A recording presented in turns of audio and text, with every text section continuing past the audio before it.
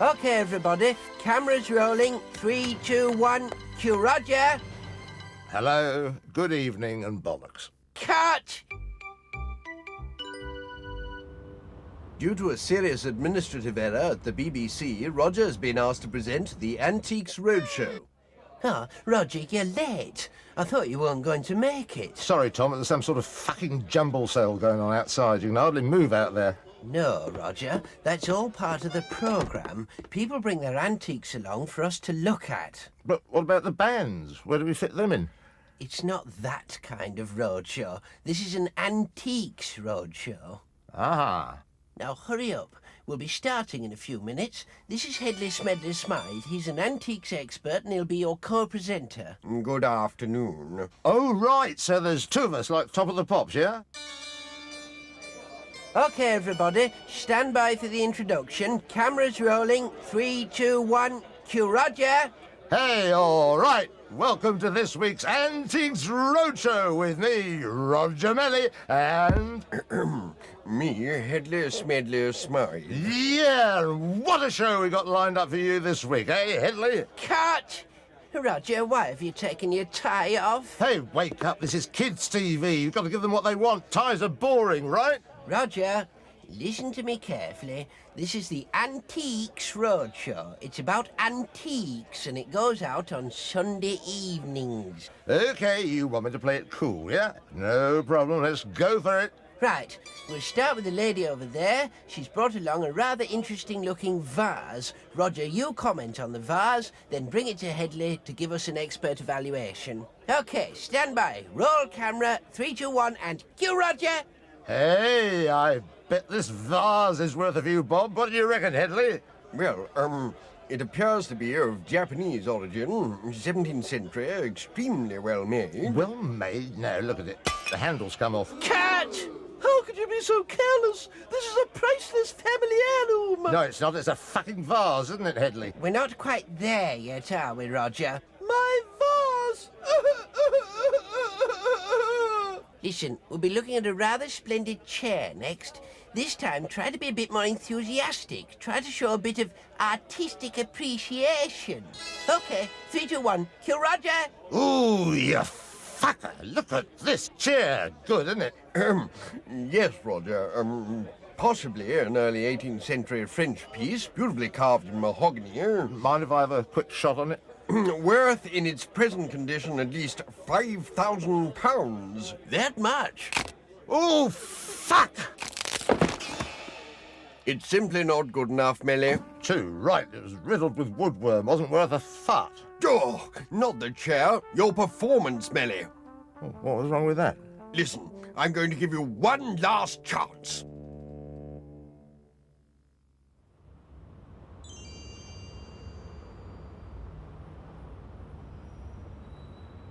Okay, Roger, let's roll. Okay, Tom. Action. Hello, little boy. Do you want to see some puppies? Cut! Is there a problem, Tom? It's that line about the puppies, Roger. It doesn't sound quite right, does it? Now, let's make it sound a bit more, jolly, you know. How about something like, let's go and say hello to our puppies, yeah? Yeah, I like that. A bit more friendly, right? Hey, fucking hell, let's go see some puppies, yeah? No, not quite, Roger. Something without the 4-letter word might be best. Let's have one more try before lunch, yeah? Places, everybody. Nervous, sonny? Don't be. I'm a pro. I do this every day. 3, 2, 1, action! Hey, kids, let's have a look and see how the Blue Roger puppies are doing today, eh? Oh, yes. That's good, that's good. Oh, my. Haven't they grown a lot since we last saw them? Can I hold one? Yeah, of course.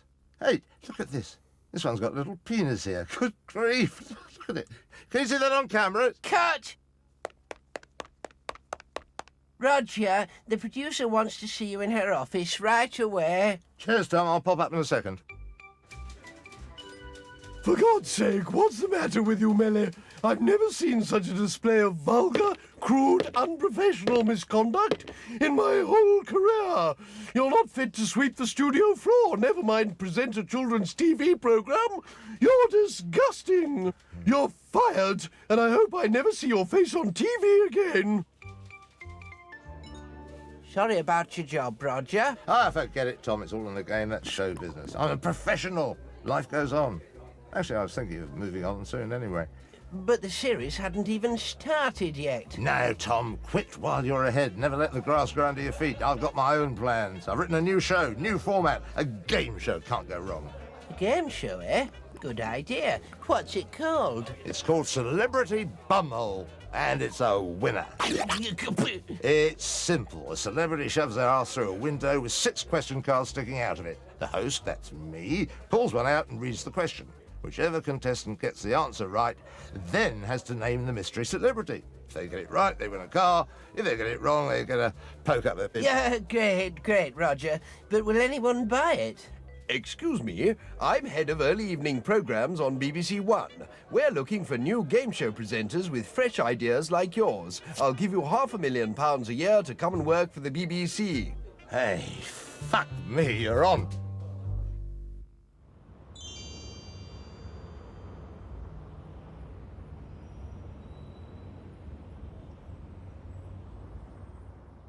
OK, Roger. Just remember to start off with a joke or two, just like Des Dawson does. OK, are you ready? Ready when you are, Tom. Good. We'll be rolling in 5 seconds. 3, 2, 1, action! Cue, Roger! Blankety-blink, blankety-blunk, blankety-blunk, blankety-blunk. Hello, good evening, and welcome to a very special Christmas edition of... wait for it, Blinkety Blank. My mother-in-law, she's a right fucking bitch. Enough of that. Let's see who we got on the panel tonight. Cut! Roger, this is a family show, remember? Maybe we should skip the jokes, eh? Just go straight over to the panel and exchange a few good-natured jibes with them like we rehearsed. Action! Well, if it's not our old friend Paul Daniel. Nice to have you back with us, Paul. It's magic to be here, Roger. Yes, indeed. Still wearing that ridiculous rug, are you? Yeah, thought as much. Now. You're a bit thin on top yourself, Roger. There's 1 or 2 hairs up there, isn't there? But not a lot. You cheeky twat. Well, Roger, frankly, I doubt if you'll ever work in TV again after that performance. Ah, forget it, Tom. It's no big deal. Getting the sack means I'll have time to finish my book. A book? You're writing a book? Yeah, Tom, there's at least one book in all of us. That's what they say. What's it all about, then? Oh, it's an autobiography, Tom. You know, candid confessions of a TV star. Should be a seller. It's called They Don't Call Me Roger for Nothing. Good title, eh? Have a look at it. Tell me what you think. Roger, you can't possibly publish this. Why not? It's disgusting. Look at this, chapter 2, all the famous birds I've screwed. Oh, it's my favourite chapter. It gets a bit raunchy, doesn't it? Roger, this is appalling. You can't even spell. And besides, you haven't slept with any of these women. Oh, come off it, Tom. Sex sells books. It's what the punters want to read. Maybe so, but there's no need for this. Chapter 3, birds who I've had it off with in the doggy position. Oh, I thought you'd like that bit saucy, eh? I don't like it, Roger. It's rubbish. And I think I can safely say that nobody in their rightful mind is going to publish this dross. Excuse me, but I couldn't help overhearing your conversation. I'm from the News of the World. We'd like to serialise your book in our paper. We'll pay you £50,000. I don't know whether you're interested, but we have several vacancies for television presenters of your calibre on Sky TV at this moment. Oh, it's funny you should say that. You see, just had this great idea for a game show.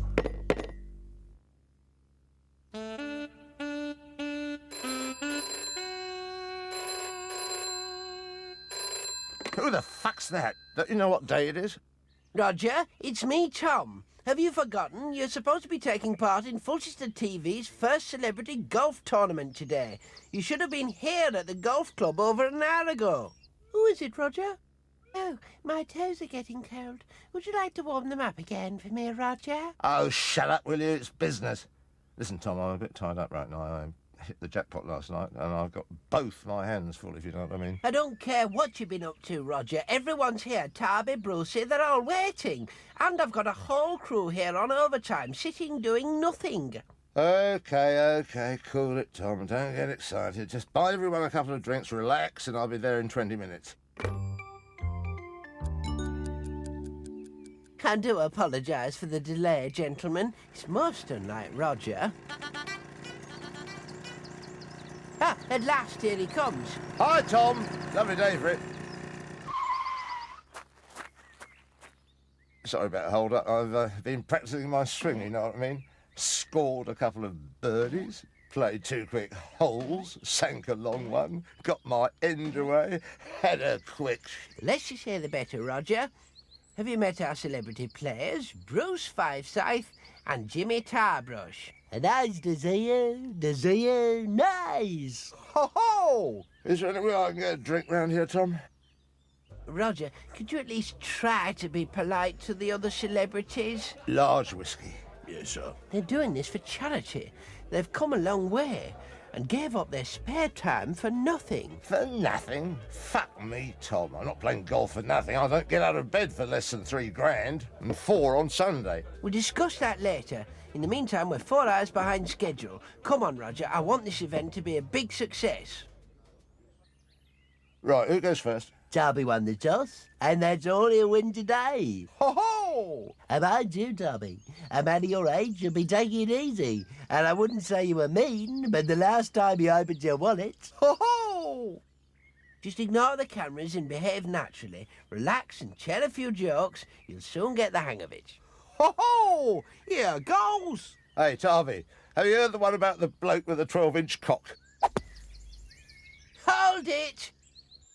Try to remember this is a family show, Roger. We can't use material like that.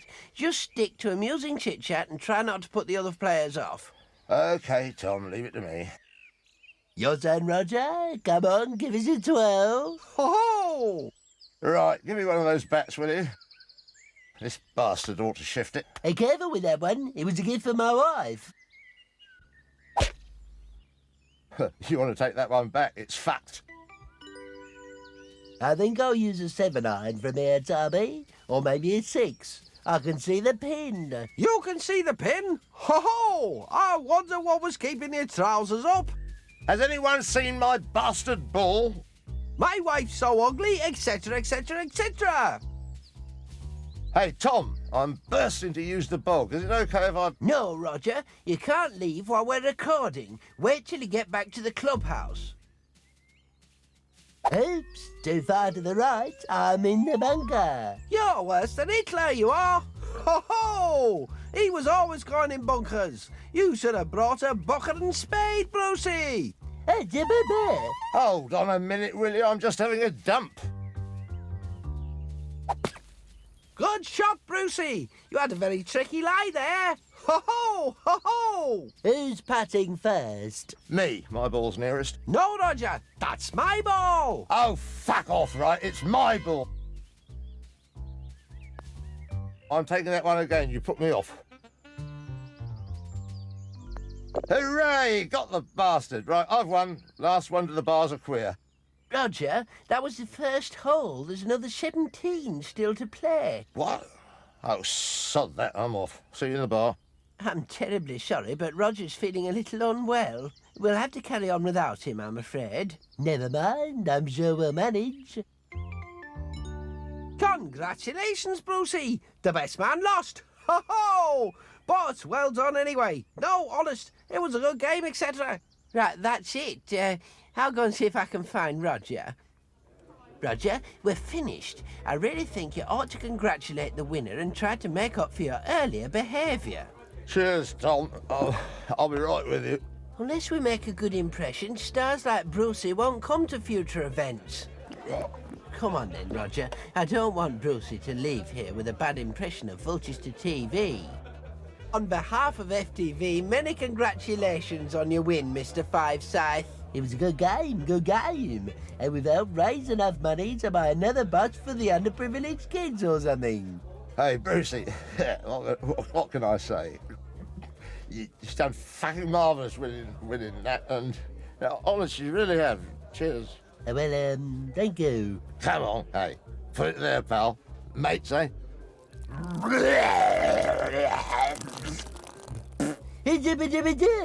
I make sure you never work in TV again. TV again, I make sure you never work in.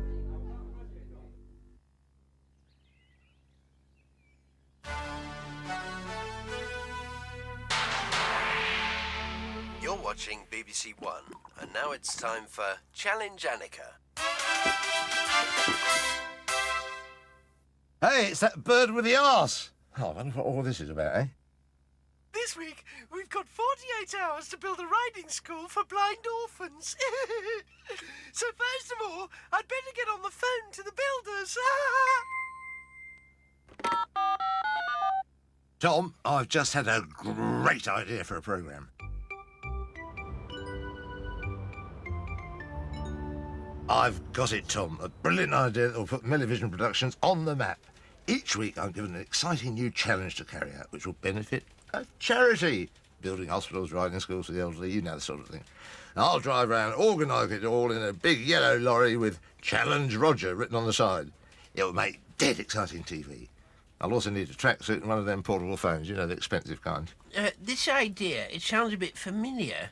And besides, a show like that will cost a small fortune to produce. Ah, that's where you're wrong, Tom. This is the clever bit. It's for charity, Tom. So everybody works for nothing.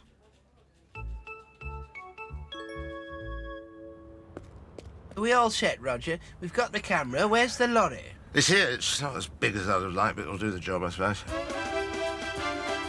So, what's the programme going to be about then, Roger? Yeah, I'll show you the plans. We've got to build a swimming pool in just 24 hours. That certainly will be a challenge.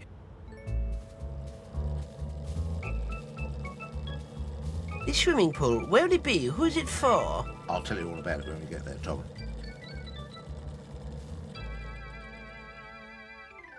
Right, here we are.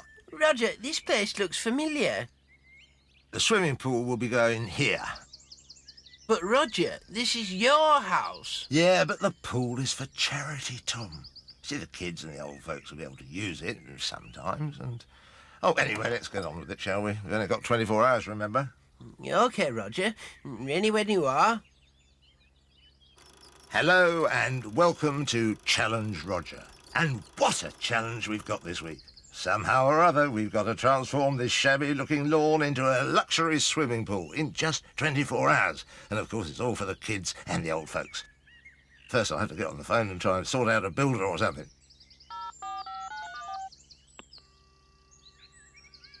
Hello? Hello?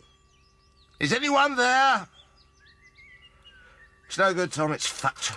We'll have to find a phone box. Hold it here a second, Tom.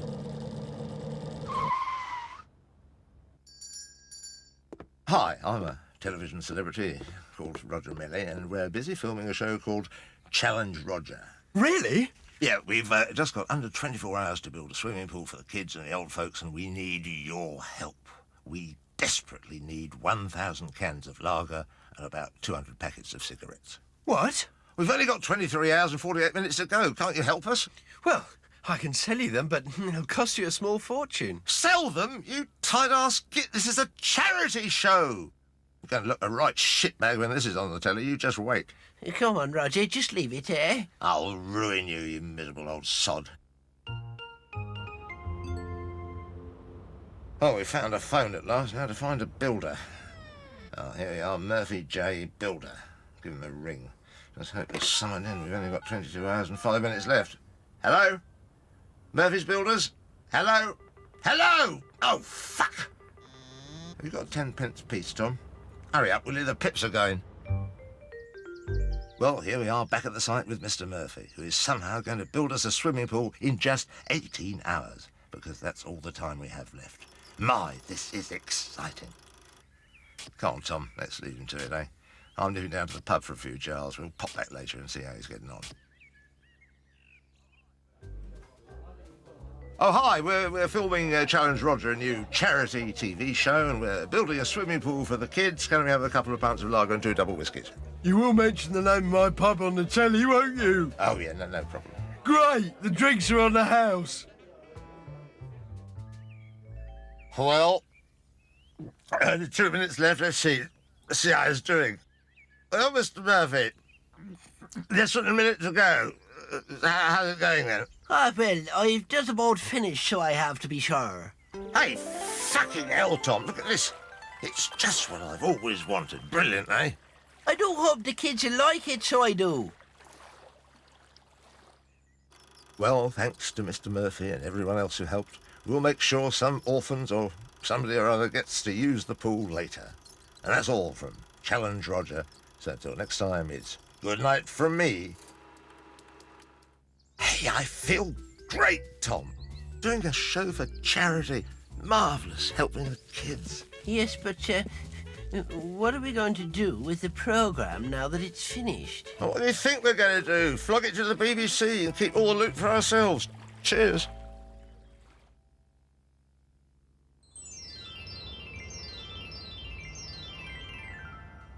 Challenge Roger's been such a success, FTV would like you to do another show. Well, I've got a great idea for a new show, and it's dirt cheap. Yes? All we need is a pack of cards, a box of laxatives, and a bird with big tits. Forget it, Roger. I've already got something in mind for you to do this week. Roger Crook has been beaten up again while filming his hard-hitting, no-nonsense investigative documentary show, The Crook Report. So we want you to take over. The Crook Report. Brilliant. Let's get started right away. Now, before you rush into this, Roger, remember this is investigative TV journalism. It's about righting wrongs and exposing criminals. You'll come face to face with some pretty nasty characters and things might get a little rough at times. No sweat, Tom. I'm no soft touch. I can take the rough with the smooth. I can mix it a bit myself if I have to. No fucker messes with me. I can look after myself, Tom. Pass the word around. In fact, I'm a little bit tasty, you know what I mean? Hit the fucker first. Ask questions later. The best form of defence is attack. You know that. I know that. Come on, Tom. Let's go get 'em. Yes, Roger, but remember we want to avoid trouble whenever possible. We want to ask questions, that's all. Just questions, okay, Roger?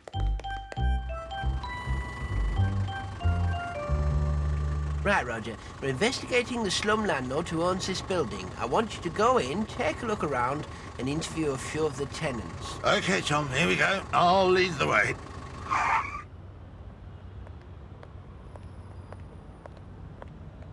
Now, Mrs. Parker lives here. She's 84 and lives alone. The landlord's been trying to evict her, and so she's very scared. You'll have to be tactful. Leave it to me, Tom. I'll have a word with her. Ready when you are. Mrs. Parker! Hello? Mrs. Parker! Who is it? What do you want? This is Roger Mellie from the Mellie Report. I'd like to have a word with you, if I may, Mrs. Parker. I'm sorry, I'm not very well. Please go away. Have you got something to hide, Mrs. Parker? I've got a few questions that need answering, Mrs. Parker. Steady on, Roger. Mrs. Parker's an innocent victim in this case, remember? It's no use, Tom. She's locked the door. But don't worry, I'll sort it out. Eh? I know you're in there, Mrs. Parker. Ah, there you are, Mrs. Parker. I wonder if I could just ask you a few questions. Help! Get out! Leave me alone! Please go away! Look, don't fuck with me, Mrs. Parker. Our viewers want certain answers from you. Roger! Oh, for heaven's sake! For God's sake, get him out of here. Come on, Roger. Just calm down. We'll go outside. Come on.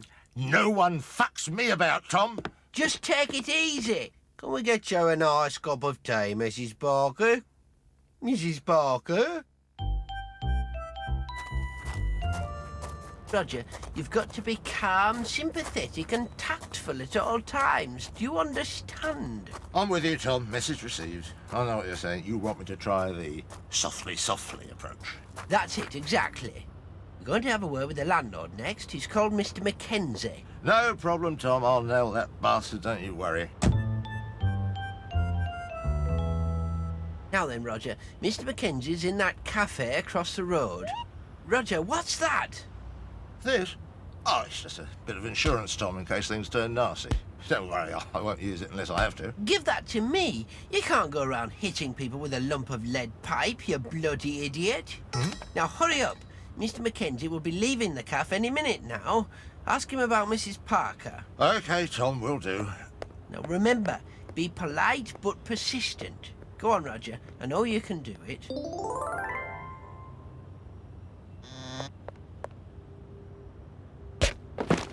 I got the bastard, Tom.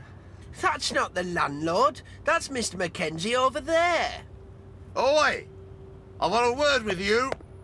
What is it? We're from the Mellie report, and we'd like to ask you a few questions about a certain Mrs. Parker, if we may.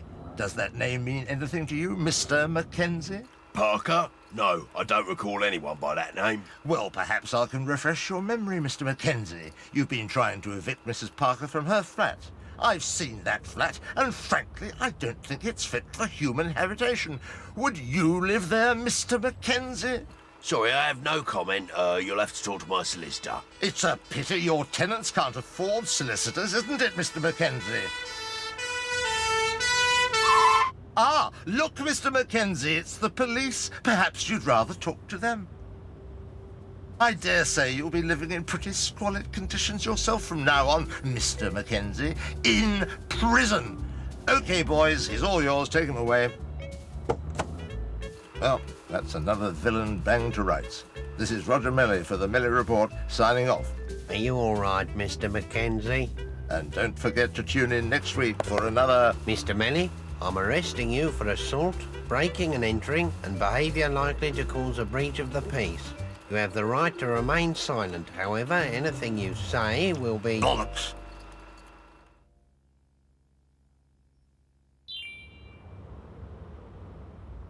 Fucking hell, Tom. 250 quid fine. I was only doing my job. It's a bloody police state, that's what it is. Never mind that now, Roger. Are you familiar with Whose Line Is It Now? The improvisational comedy show for highbrow people. Oh, yeah, that's the one where that baldy bastard rings a bell and everyone has to say a word and then guess what his job is, something like that. No, Roger. You're thinking of something else. This is a show where Clive Sanderson invites talented comedy stars and actors to improvise humorous sketches and scenarios on the spot. Oh, yeah, sure, I know that one. Anyway, multi-talented acting genius Kenneth Spanner has had to drop out of this week's show in order to perform a pioneering heart bypass operation at a top hospital. We're desperate for a replacement. Will you do it, Roger? Places, everyone? Are we ready to roll? Hey, hang on a minute, I haven't seen the script yet. No, Roger, there isn't a script. That's the whole point. It's spontaneous improvisation. You just make it up as you go along. Oh, it's that, is it? Oh, right, I'm with you. OK, so what's my first line? Oh, Christ.